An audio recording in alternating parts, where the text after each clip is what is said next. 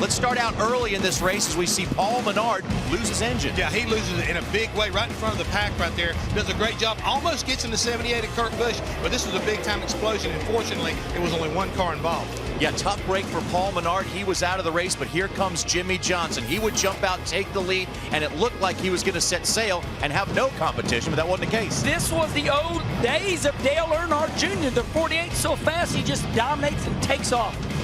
And Kyle Busch at this point, he was your pole sitter, but he told his crew he needed help. What do you need? I need everything that drives people. Loose in, tight off, sometimes loose off.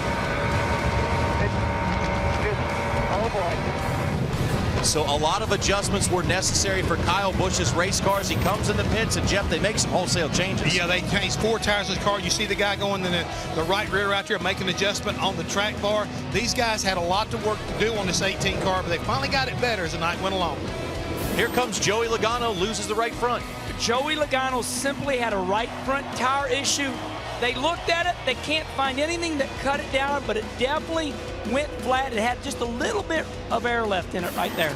Now we see the pit strategy come into play, Jeff. Yeah, early on, I think you see the adjustments being made on the 48 car. Chad Canals, he had an idea what the car needed. They made those adjustments on this stop right here, got it very close, and I think it was the only time they took 4 tires all night long. Chad told us earlier today on race day, he said, now this is scary here. You needed to make those adjustments early, but here's what happened to Carl Edwards' crew member. Yeah, he was trying to get some tape off the front of that car, and you see when the car was dropped, he rolled his left front foot right up underneath there. Carl all but run over that entire leg on that crewman. He was okay, folks. He got up, got back out there and did his job. That's the great news about this, but now let's see some contact between the 5611, 42 of Juan Montoya, and the 18, and here goes Martin Truex. We've watched this replay over and over. Martin Truex simply started getting sideways, and then the 11 kind of got close to him, and he started spinning around. Of course, Kyle Busch gets in a little bit right there, but as you can tell, Jeff, they're working on it. They did a great job right there. They didn't give up on it. They had that damage on the right front fender, but everybody went to work bare bond. I mean, by the time they got done, this car was better than it was before it was wrecked. Lap number 128, multiple cars make contact in this one. David Stremme starts coming down a little bit, and, you know, he hits the wall really hard as we watch this replay over and over.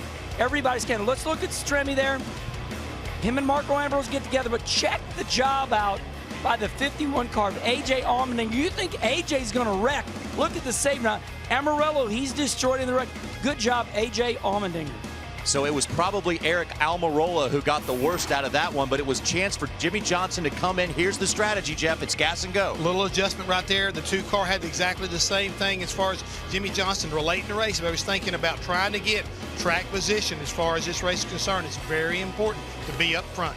Probably no one is hungry right now for a win as the number 2 car of Brad Keselowski. Look at this tight racing going on, and some great jobs being done there to hold on to the race car. I mean, look at this. Yeah, they put wide, Kitty. And they put Kyle Busch right in the middle, and he's got a hold of pretty wheel. If he wiggles a little bit, we're going to have a big pileup. Does a great job. We are in the closing laps of this race, and here goes Denny Hamlin. Yeah, he looked like he went below the yellow line, Kenny. He tried to come back. Next thing you know, he triggers a big one, and it takes out a lot of cars, a lot of the guys that could have contended for the win. Okay, look there. He says, I'm going to go left. He goes, whoops, I'm below the yellow line. He goes to turn up, and then, wow, check AJ. This is where AJ Allmendinger's night ends. Watch him come along here and hit Denny Hamlin. Oh, my Lord, what a wreck. Matt Kenseth, Jeff Gordon among the cars involved in that one, and of course, AJ Allmendinger was fighting as hard as he could, but there was nowhere for him to go on that one. Let's move later on in the race again.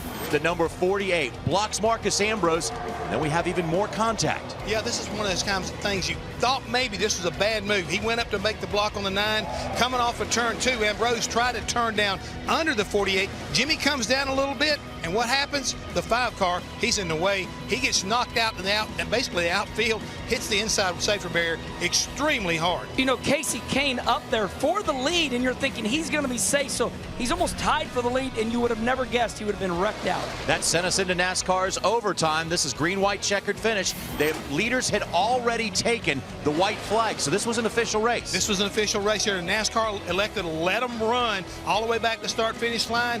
And here it is. This is the battle down the back straightaway. And as you come to the start-finish line, another one right in behind there. Danica Patrick gets turned around. I mean, you see Ryan Newman, you see the 31 of Jeff Burton. Jimmie Johnson wins, but we have a massive crash right as we go across the start-finish line. The last driver to do it was Bobby Allison back in 1982, win the Daytona 500 and the 400 here in the July race. And Jimmie Johnson has made that history, joining only 5 drivers to do that.